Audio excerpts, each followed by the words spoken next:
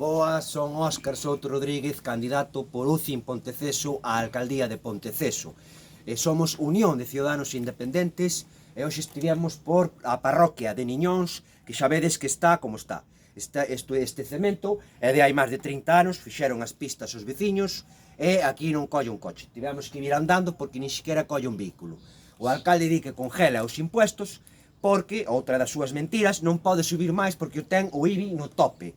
E o IBI como se aquí houvese saneamiento, depuradoras, alcantarillado, aceras, é como se tivese os servicios que son obligatorios por lei para cobrar ese máximo de impostos que está cobrando o señor alcalde.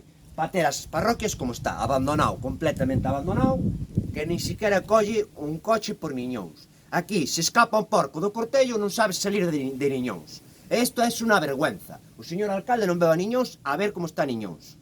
Está abandonado como o resto das aldeas. Moitas grazas.